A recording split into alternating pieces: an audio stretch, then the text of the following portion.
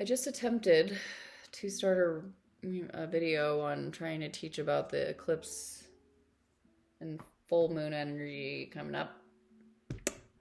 But I decided my brain is not going to work for that today. So instead, I'm going to do a reading and I'm going to base it on the changes that are happening. So basically, with this eclipse energy and with Neptune moving back in this year in October for its final phase in Pisces, the things that are going to be happening between now and November, basically, or December, it's like a final exam. So illusions are going to be exposed around religion, politics, media, spirituality, everything. Everything is like dredging up to the surface. We're going to see it for what it is. And our job while we're working with these energies is to release in order to make room for the new.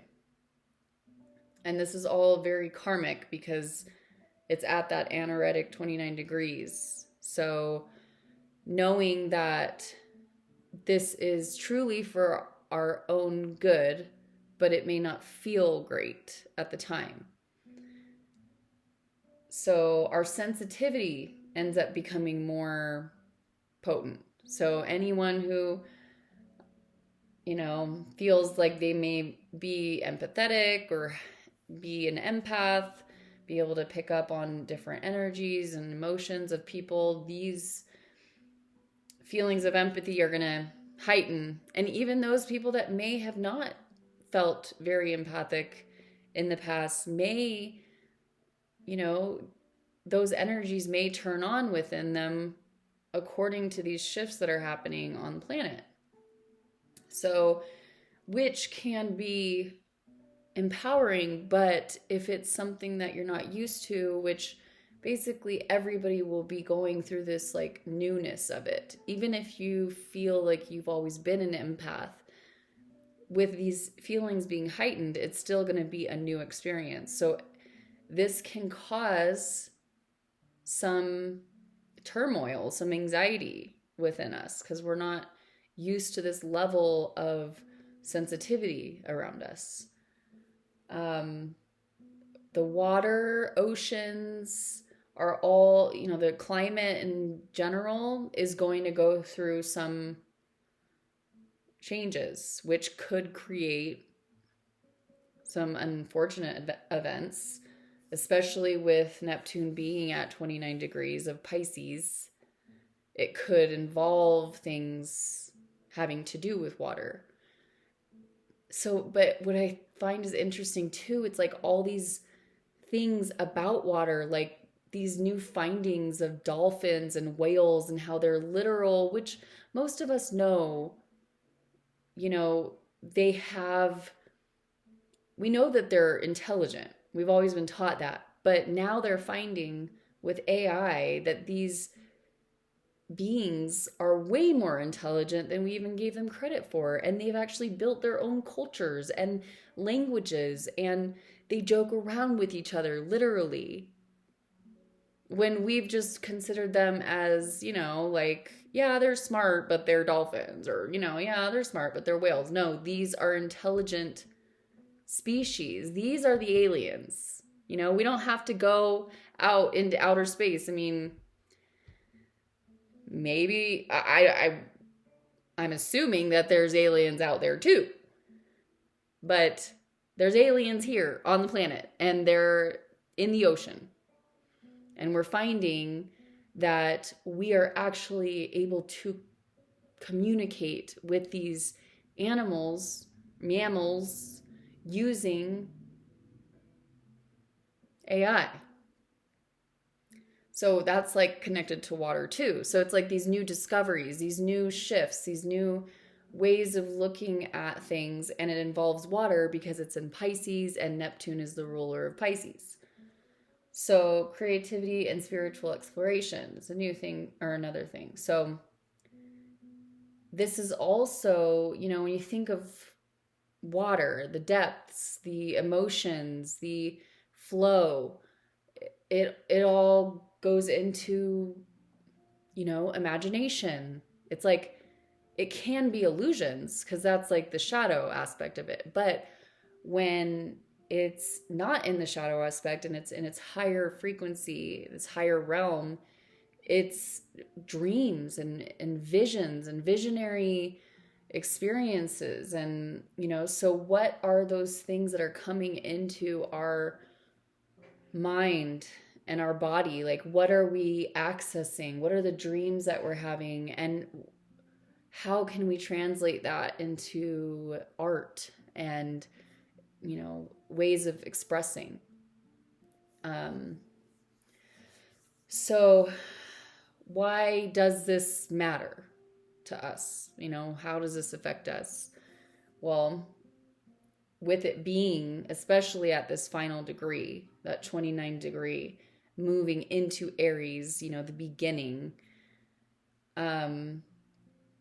it can clear out the illusions in order to gain truth, which is never fun for anybody, whatever side you're on.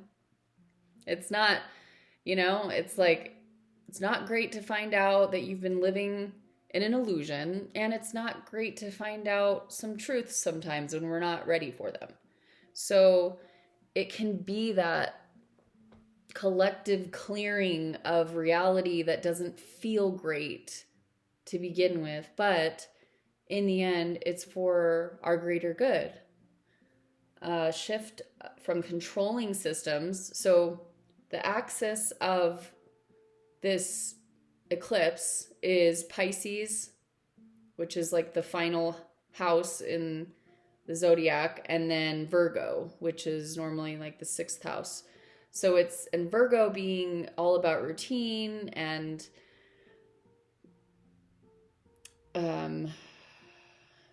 structure and organizing and like the caretaker and kind of like having routines and knowing what's going to happen next, with that axis point being with Pisces, which is all about that flow of energy, the depths, the subconscious, the psychic, all these things. It's a direct, they conflict. And so we're moving from this place of control toward faith and compassion. So like we're needing to let go of the things that we have felt comfortable in, the constructs, the routines, the things that like we've held onto as our reality.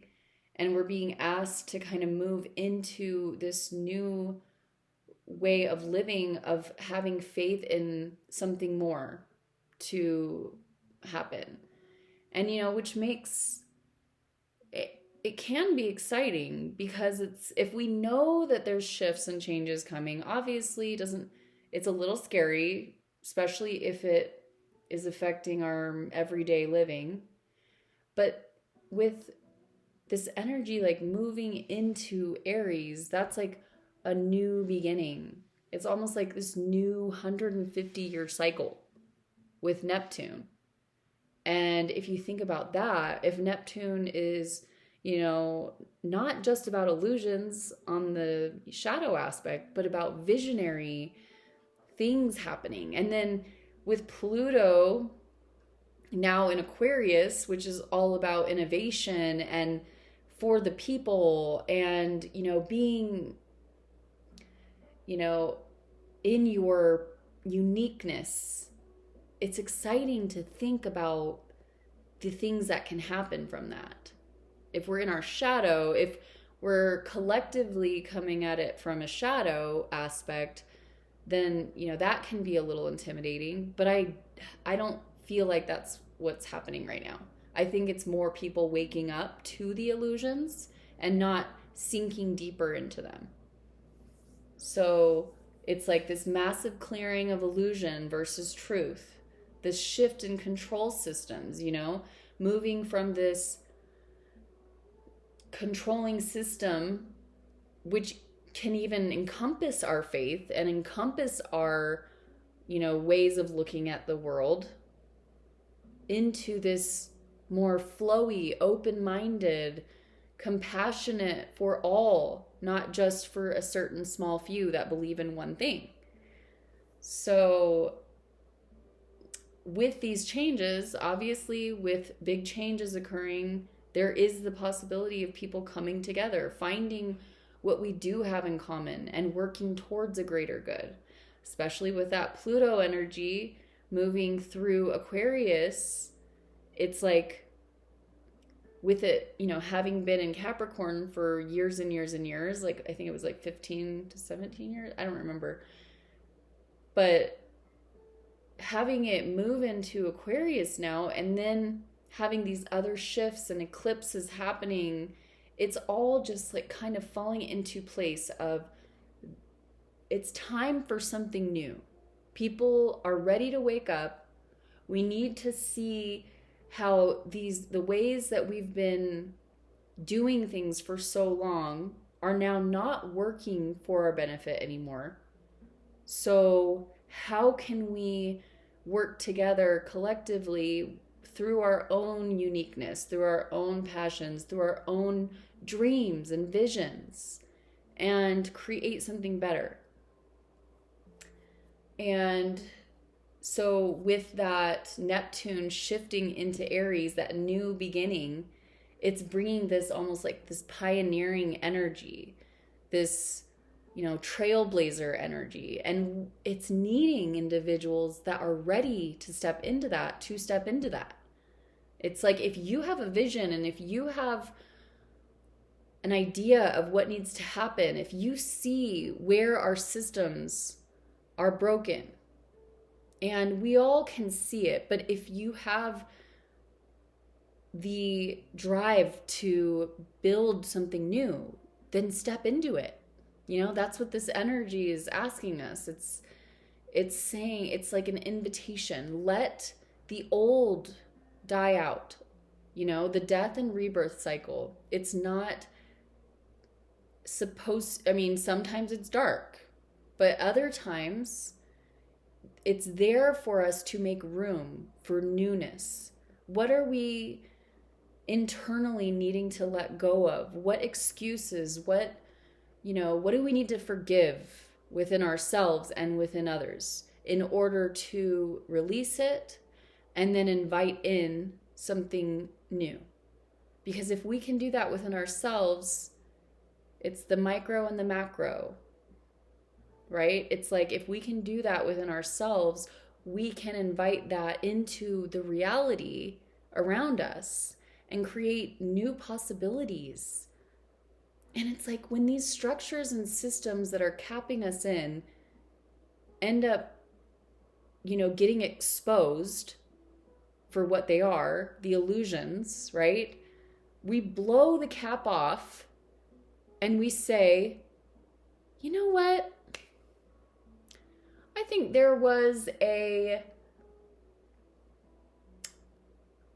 that, maybe 15 years ago, there was an inventor that realized cancer can be killed through frequencies. Zapped. It may even be older than that. But have we practiced that? No. Why? That's the question. Why?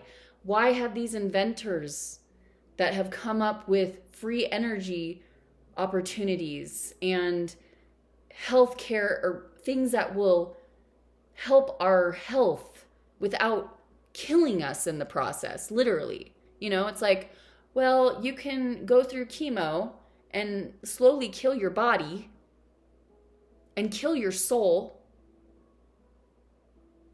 or there's actually inventions out there to get rid of cancer, and it doesn't involve all that.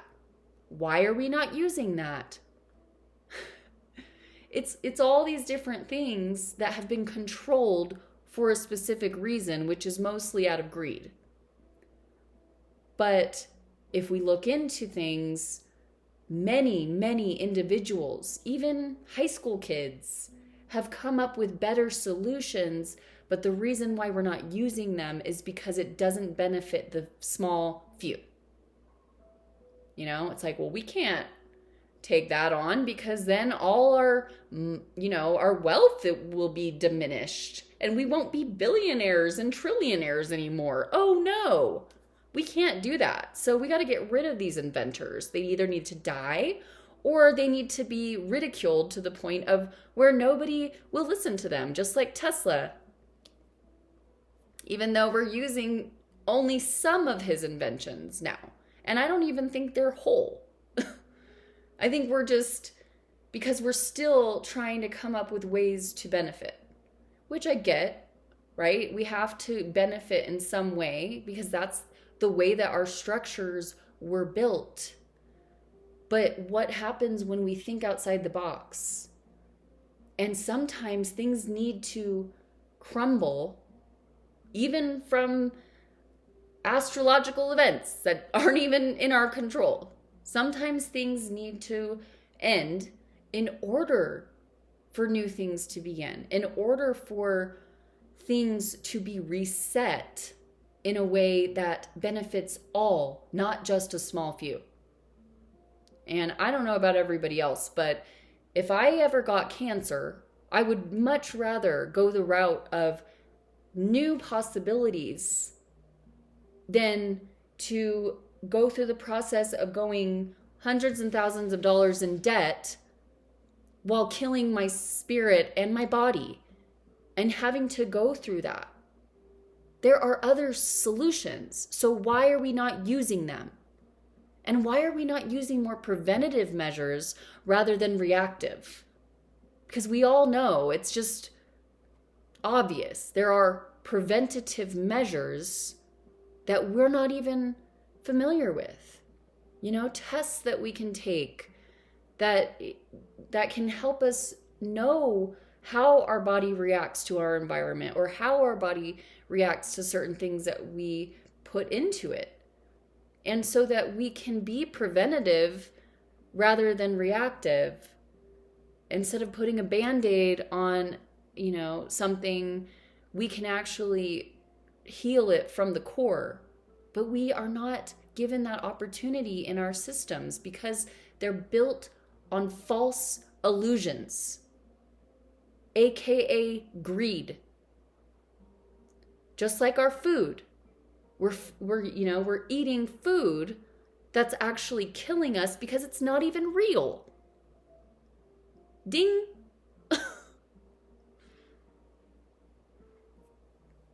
We're eating food which is not real, which is then creating the cancer, which is then putting us into the healthcare system, which is making more money for the healthcare system and the pharmaceuticals, which is then just cycling.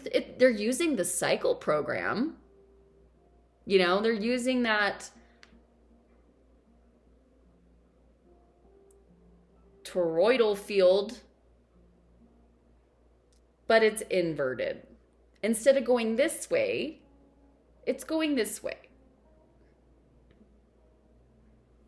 And it's broken because it's not actually, and nothing is being cycled back. It's all just cycling and then into my bank. Right?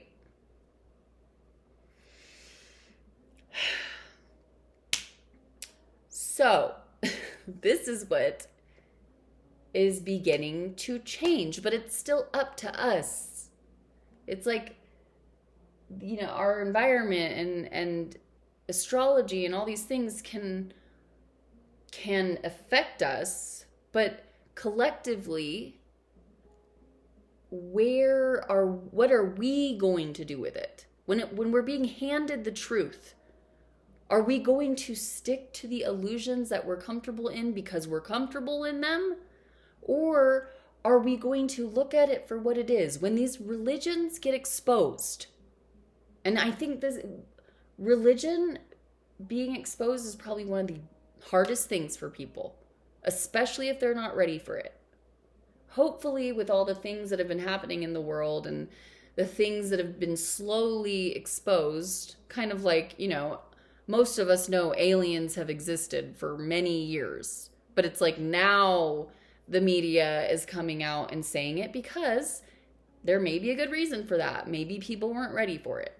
But now it's kind of like, yeah, we know there's a UFO, big deal. We're just whatever, right? It's kind of the same with religion. It's like people that are using critical thinking, for the most part, can see that, maybe religion isn't facts. Maybe it was built as a stepping stone into wholeness. Wholeness as in, who am I as a divine being? When you have teachings in all kinds of different cultures and belief systems, and they tie to these different religions, they can be there to be a shadow. They can be there to be an illusion if we allow it. But they can also be there to be a stepping stone back to our own divinity, which really a lot of these, mystics and ascended masters, that was their goal to begin with. They didn't want to be another thing to worship. It's like in the stories of these Bibles, the Bible and these different teachings, it's like they didn't want to be another thing to worship. They were actually teaching us about our own divinity. And so it's like if we can look at these teachings more as stepping stones, as how do these teachings bring me back to my highest self? And then how can I live in that alignment, in that authenticity within my everyday practice and become more like them rather than worship them on a pedestal and just live in guilt and shame and I'm never going to be good enough in this lifetime. That's never what they were trying to teach us. Ever. All these ascended masters and these mystics and these teachers, they were wanting us to know our own power. They were wanting us to know how we can access that power and not give it away to what looks good. I go pray at my church 3 hours a day, but then I go home and I abuse my family, right? It doesn't make sense. That's not in alignment. That's not being a flow. When your whole life doesn't, and it's never going to be perfect. We're not here to be perfect. But I think what we're learning, especially with these astrological shifts and things, and, we're being gifted the opportunity to see things, to see through illusions, and it's really for our greatest good. It's for our own benefit, which in turn, when we can work on ourselves and if we can become in alignment and if we can really anchor into our authenticity and not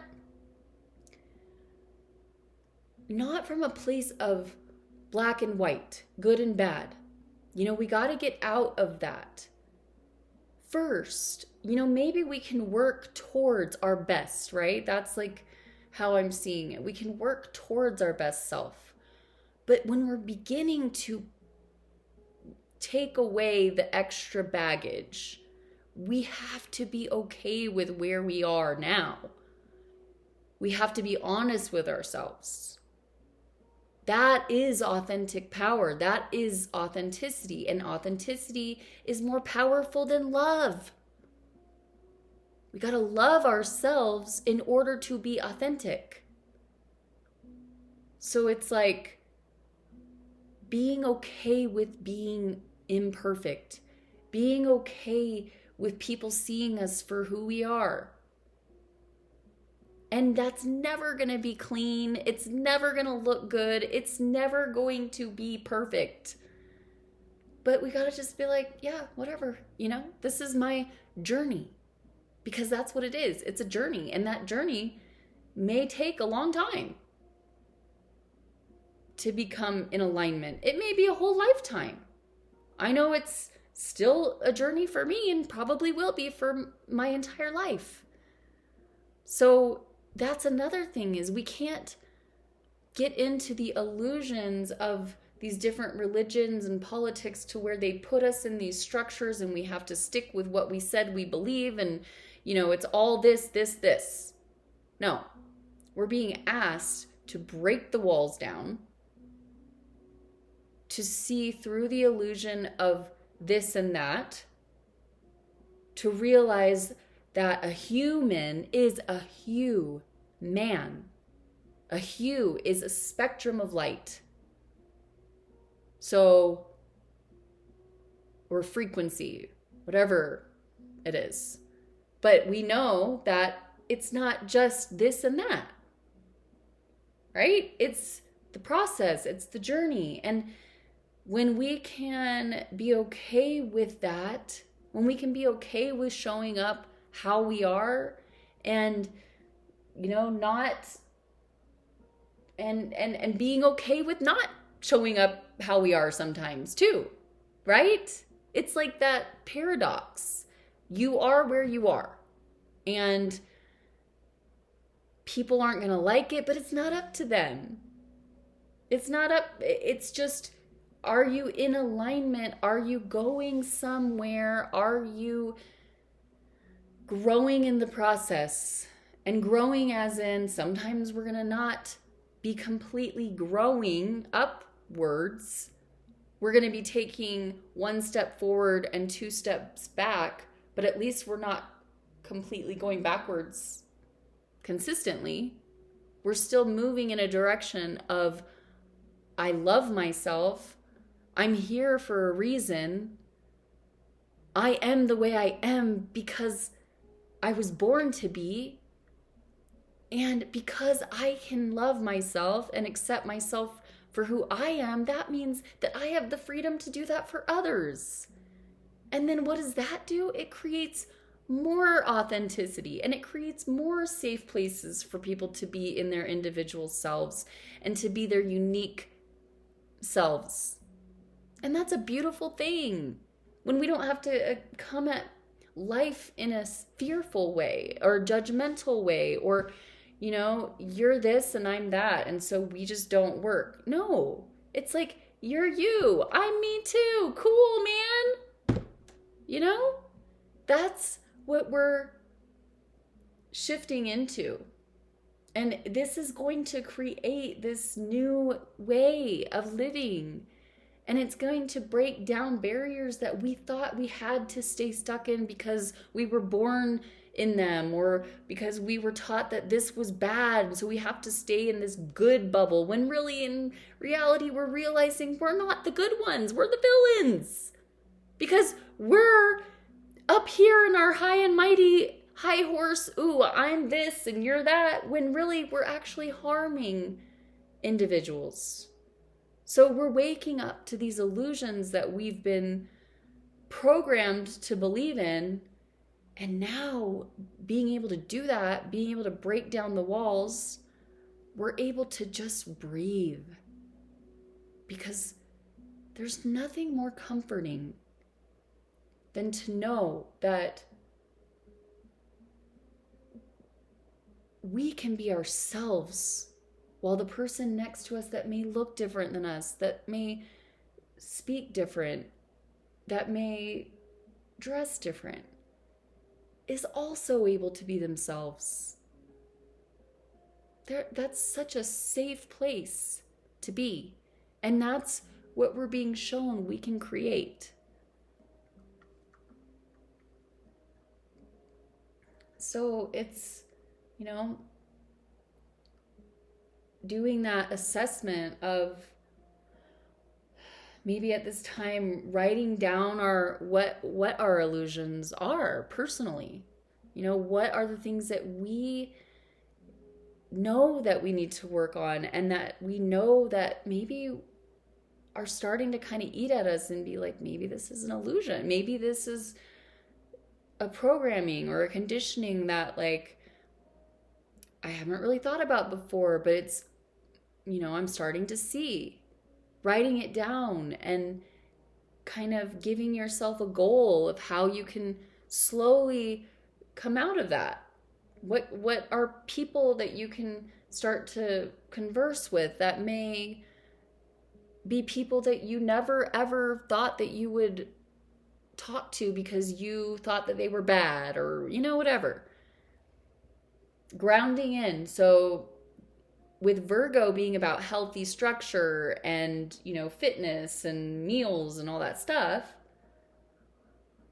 we can combine that with spiritual practices, the Pisces, the subconscious, learn more about ourselves through our dreams, paying attention to our dreams, maybe getting a dream journal and writing down some symbolism that happened in our dreams that can then anchor into our reality and work as a talisman for us. If you see something in your dream, and then in normal life, if you have some type of cool synchronicity happen, and then there's that thing that you saw in your dream that confirms, wow, I'm actually getting guided on something, then that can become a talisman for you that you carry or that you, or even get a tattoo on, or, something that will consistently work with you on a daily basis.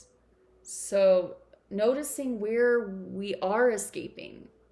I know my escapes and what those are, and learning how to at least not judge myself, not shame myself, not even, experience them, observe them, be the observer, at least to begin with. And then slowly move into alternatives, right? But don't get into this mindset of, oh, I need to do this, I have to do this, or otherwise I just deserve to be over here, I'm not growing. No, it's not about that at all. It's about just being the observer, especially at the beginning. We need to have grace with ourselves. We need to love ourselves. And part of unconditional love, which is something that so many of us don't know and haven't been taught, because oftentimes we have to learn to love ourselves unconditionally before we can love others. Because if we are building up the shadows within ourselves, we're going to automatically see the shadows within others. We're going to project that onto them. And then that's going to end up being conditional love rather than unconditional love. So, as we are seeing through these illusions, and as we're accessing truth, being able to consistently send ourselves love no matter what we need to still work on, no matter what, if we don't meet a goal, it's okay. There's still tomorrow, right? Like being that, like the motherly, fatherly energy that we always, all of us wanted and deserved. And many of us either didn't have that growing up and may still not even be able to deliver that to our own kids because we haven't accessed it within ourselves. But that's okay too, because as our kids see us working on ourselves, then they realize that they can do the same thing, even if it's not now, in the future for their kids. Because, if we think about it, if we haven't even started it and our kids are potentially even adults, if they see us intentionally working on it now, by the time they have kids, they'll know that that's possible for them. So it's not a waste of time, and it's never a waste of time when it comes to building up ourselves to where we can be our best self, no matter what age we are. And we never know who we can impact in that process along the way. It may not just be our kids. It may be our neighbor or a friend of ours. It doesn't really matter. It's really about, but this, I guess what I'm getting at is like, this is how collective healing happens, because collective healing comes like from when we've been able to heal internally. And then it starts to expand. It's like there's no way we can have collective healing when we have individuals that are completely unhealed. Because then we don't even know what that looks like. Like, how do we heal something externally if we don't even know what that looks like on a micro level? We have to do the work internally first. So practicing compassion, whether that's for yourself or others around you, creating together with this energy of like Pisces and this Aquarius, Pluto and Aquarius for the next 15 years. It's like the Aquarian individual is like, they are very much in them, like they are very much about themselves in terms of, I don't care what other people think. I'm going to wear whatever I want, and I'm going to be eccentric in how I view the world. And when that Aquarius energy is in their power, they're innovative. They're connected to technology, new things, and like new ways of thinking outside the box. So that all is kind of coming together in our collective reality. And so we're being asked to, as these old systems break down, and as we see through the illusions of where, these structures don't work for us anymore.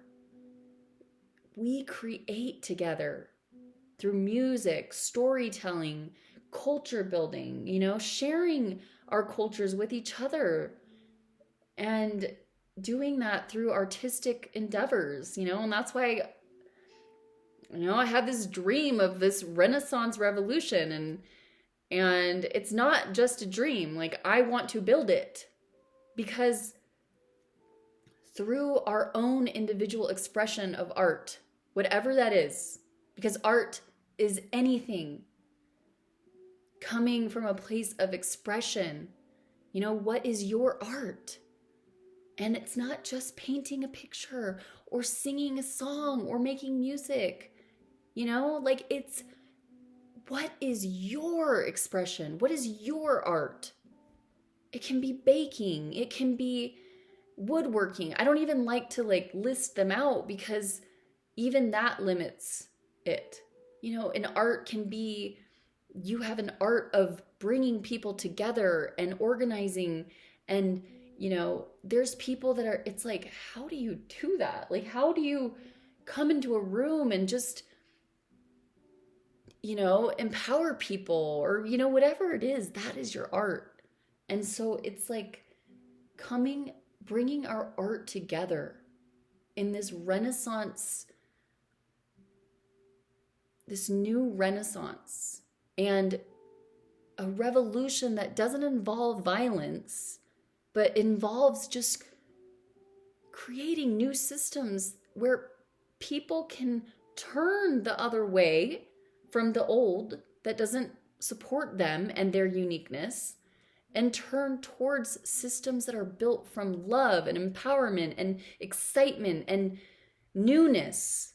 Because this old system is trapping us, and it's trapping our children and our future into something very dark when it's not even necessary. We've been taught that this is the only way, when it's not. It's just because it's been the only way. It's like a family, that has built their lives up and generations to believe one thing. They're all going to tell you this is the only way. You cannot go that way. You cannot do this thing. You cannot believe that, because it's fear-based. When in reality, all we need to do is walk away from it and say, sorry, you can stay there. You can believe this system. You can live your life the way you want. But this is my life now.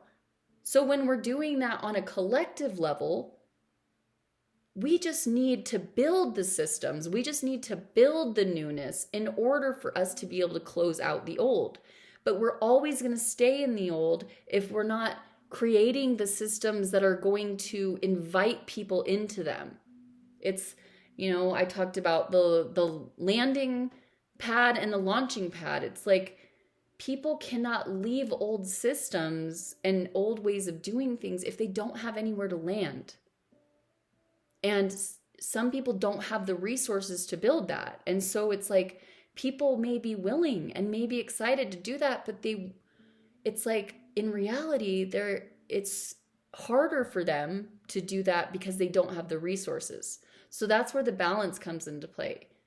That's where the people that do have the resources or do have the connections or do have the ability to organize, that's where they need to come into play and say, okay, they may not be able to start, they may not have the ability to participate now, but if I can create this for them, that will create the opportunity for the people that don't have the resources to move in this direction, so the people that have the resources can build it up, and then the new system is built. We just have to have the intention and the plans, which is aligning perfectly with the things that are happening in the world and astrologically right now. So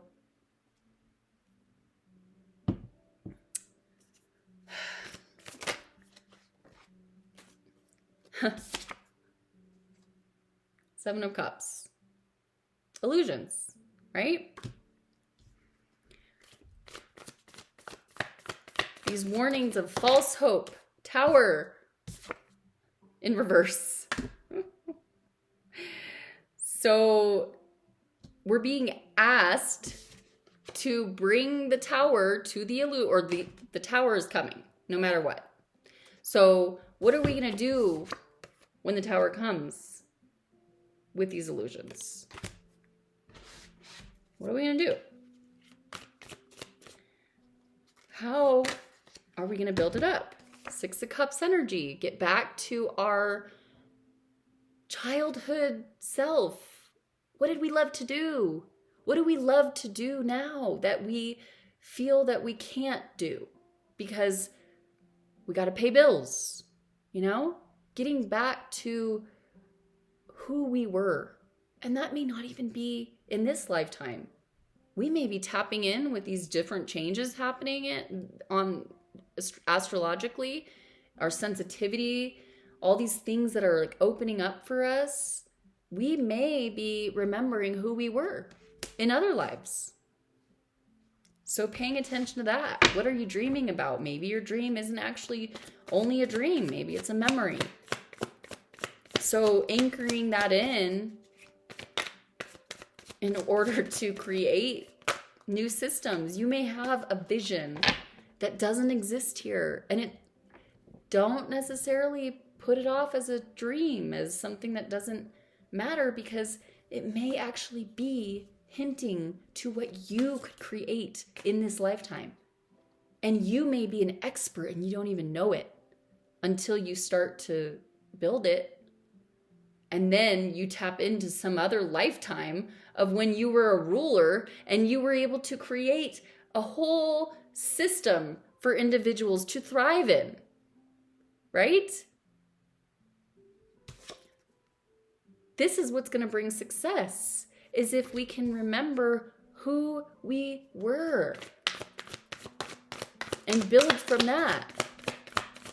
Take the gifts that our ancestors have given us, the talents that, these talents and hobbies and things that we were gifted were gifts from our ancestors. They were passed down to us for a reason. It's not just so we can do them when we're children and then grow out of it and then go to our 9-to-5 every day and be miserable. That's not what our ancestors wanted. These are tools that can help build new things. So Princess of Swords in reverse, getting out of this impulsive, you know, reckless energy of how we express ourselves, you know, with the Princess of Swords in reverse, and moving into something that is organized and structured, into this Queen of Wands energy, this empowered feminine, right? Because whether you're masculine or feminine, however you identify, we've been in our masculine for a very long time. The systems that were built for us, the things that were built around us, these are not nurturing. These are not compassionate. These are not passionate even.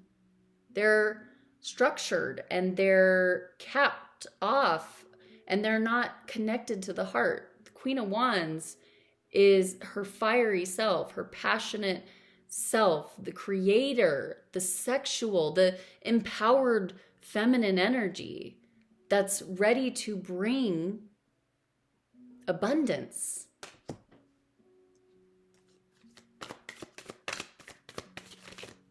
You know, and then you have the wand here, and that represents the pineal gland. So connecting with the first eye. How are our creations not just, you know, and that's the feminine energy that I've talked about before too. It's like the feminine, just as much as the masculine, is bigger and broader and, for the most part, on this earthly realm. The feminine has the ability to be bigger and broader in the spiritual realm. And when they work together, the feminine is able to pull in that divine energy, that spiritual access, and then hand it over, right? Not completely, but work alongside the masculine, which then anchors it in and creates with the analytical brain and the structured brain and the, you know, it's the right and left hemispheres. We work together, we balance out. And that's what's missing in our world. That's what's missing in our structures. There's no balance of feminine and masculine. There's no balance between logic and creativity. It's mostly logic. And that's why so many people that are in their creative power are not in their power. That's why so many people are miserable, because they're like, I can't create the life I want successfully and live a normal life because I'm having to pay bills. And in order to pay bills, I have to be in this logical left brain thinking. When in reality, we should be creating opportunities for everybody, whatever strength they're in. And then creating the possibility for them to be balanced out within themselves. But that, you know, it's macro, micro energy.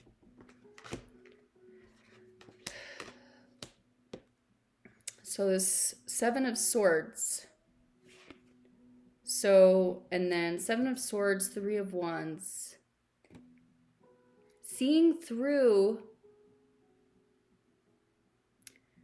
this deception or this manipulation around creativity,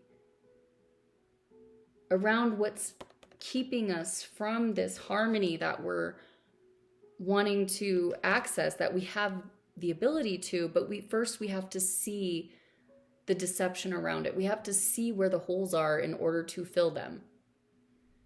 And then while we do this, this is how we're going to bring balance with this Two of Swords energy. This is how we're going to bring harmony and be able to create this new balance and build new things that will offer opportunities of wealth, that will create legacies that will persevere through generations, that won't just, you know, die out when we die out and leave our families with debt. whether that's spiritual debt or physical debt, right? We want to be able to offer something that is going to continue building up our future generations, not something that says, I'm sorry, I just didn't know what to do, which is valid. You know, like, I get it. Generations before us may not have known what to do in order to create changes. But many millennials right now are screwed. Like, millennials and generations after. But we're kind of like, wow, like, we could have used a little bit of help. You know, like the way that we can't even pay bills now and food is skyrocketing and all these people are freaking out because reality is not balanced. This, getting back to who we are and anchoring that in and creating new solutions together, is what is going to bring this peace and harmony. And which, you know, when peace and harmony are built, when those right and left hemispheres are in balance, that is what creates the flow, which then creates the ideas and the ability to build. This Knight of Discs energy and deliver. We get to build and deliver.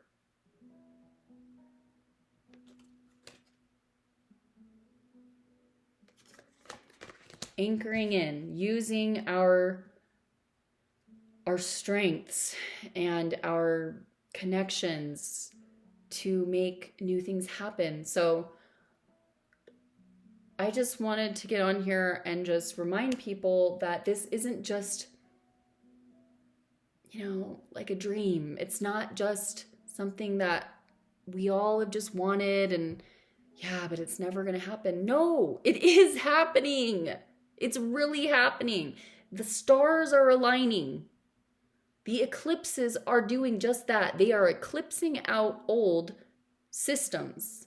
Everything is working in alignment with each other to show us. This is like the universe being like, okay, guys, this happened, and this is happening. So now we're handing it to you. We're being handed the opportunity to get rid of these old ideas and these old ways of thinking. And it does start with that. It starts with our thoughts. It starts with us. So how can we work with these energies? Work on ourselves. Start noticing the patterns that have brought us to where we are that we don't necessarily like, and then noticing the things that we love and building on those in the same process. So just because we may be breaking in one area doesn't mean we have to break in all areas. We can let go of the old, we can let the old die, and in that same process, hold on to what is keeping us alive. Hold on to what, you know, creates that fire in our hearts. What makes us passionate, and what do we want to leave for our children and our future generations? What do we want to offer them that they're going to look back and be like, I'm so thankful that you did that for us, because we could be here, but now we're not. We're here. We're not going to be enslaved to systems that never had our greatest good. Instead of them looking back and being like, why didn't you do anything? You knew that this was happening. I mean, like, they're going to know even more than we do, because they're going to have the internet and AI and virtual reality. I mean, who knows what's going to be there in 10 to 15 years, but they're going to be able to see that we could have done more and we didn't. So, and I'm not saying that to place fear at all, because we don't want to build off of fear. I'm just stating facts, as in we have so much opportunity to really build the life that we want for ourselves and our future. We just have to start doing it and just start talking about it. And even if we can't talk about it, just start talking to ourselves about it and working on ourselves And then maybe in the future, then we can all talk about it and build it. So if things feel like they are hard right now, and if you're feeling that, death energy, just know that it's death of the old. It's death of what doesn't serve any longer in order for you to grow and rebirth into what you're truly meant to be here. And none of that is ever easy, and it's never clean and never clear, and it's not going to be with this Pisces energy. We're being asked to trust. It's kind of like floating in the water. Like, it's not structured. It's not like that Virgo, like, structured, okay, I know what's going to happen and I know what's next and blah, blah, blah, blah, blah. We are part of that process of birthing new is flowing. And that's hard for a lot of us because we weren't trained or taught to do that. But that's the beauty of it. It's new. It's something new. So good luck.